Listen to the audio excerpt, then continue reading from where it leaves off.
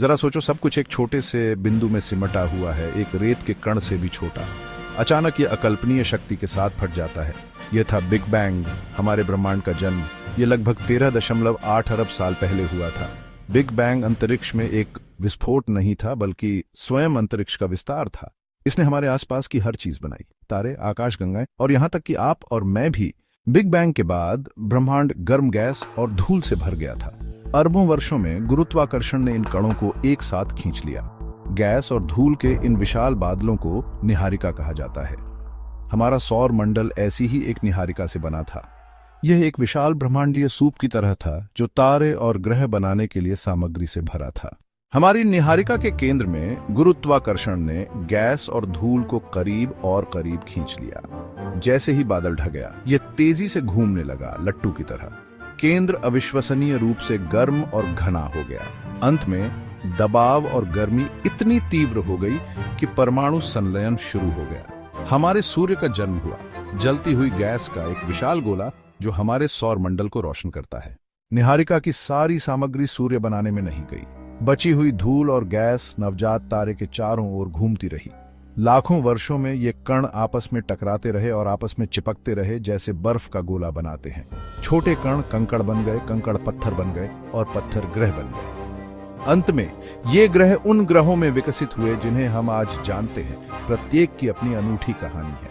भाग 5, क्षुद्र ग्रह बेल्ट, सृजन के बचे हुए। मंगल और बृहस्पति के बीच एक क्षेत्र है जिसे क्षुद्र ग्रह बेल्ट कहा जाता है। यह एक विशाल ब्रह्मांडीय कबाड़खाने की तरह है। क्षुद्र ग्रह बेल्ट सौर मंडल के गठन से बचे हुए चट्टानी अवशेषों से भरा है। ये क्षुद्र ग्रह बचे हुए ग्रह हैं जिन्हें कभी ग्रह बनने का मौका नहीं मिला। वे एक पहेली के टुकड़ों की तरह हैं जो हमें प्रारंभिक सौर मंडल के बारे में बताते हैं। भाग 6, विविध संसार, एक सौर मंडल टेपेस्ट्री। हमारा सौर मंडल एक अविश्वसनीय रूप से विविध स्थान है। हमारे पास पृथ्वी और मंगल जैसे चट्टानी ग्रह हैं, बृहस्पति और शनि जैसे गैस दिग्गज और यूरेनस और नेपच्यून जैसे बर्फ के दिग्गज। प्रत्येक ग्रह की अपनी अनूठी विशेषताएं हैं, चिलचिलाते तापमान से लेकर बर्फीले छल्लों तक। हमारे सौर मंडल के बाहरी इलाकों में प्लूटो नामक एक बौना ग्रह भी दुबका हुआ है। भाग 7, ब्रह्मांड में हमारा स्थान, एक पीला नीला बिंदु। अंतरिक्ष से पृथ्वी एक हल्के नीले बिंदु की तरह दिखती है। यह अंतरिक्ष की विशालता में जीवन का एक छोटा सा नखलिस्तान है। हमारा ग्रह मिल्की वे आकाश गंगा में अरबों ग्रहों में से एक है और मिल्की वे देखने योग्य ब्रह्मांड में अरबों आकाश गंगाओं में से एक है। यह सोचना विनम्र करने वाला है कि चीजों की भव्य योजना में हम कितने छोटे हैं। भाग 8, हमारे पिछवाड़े की खोज का युग। हमने अपने सौर मंडल के हर ग्रह पर और उससे भी आगे अंतरिक्ष यान भेजे हैं।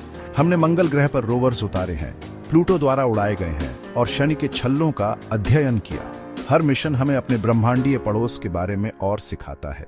हम लगातार नई खोजें कर रहे हैं जो ब्रह्मांड और उसमें हमारे स्थान के बारे में हमारी समझ को और गहरा करती है। भाग 9, हमारे सौर मंडल का भविष्य, अनंत संभावनाएं। हमारे सौर मंडल की खोज अभी शुरू ही हुई है। भविष्य में हम मंगल ग्रह पर कॉलोनियां बना सकते हैं, संसाधनों के लिए क्षुद्र ग्रहों का खनन कर सकते हैं या यहां तक कि अन्य तारा प्रणालियों के लिए मिशन भेजें।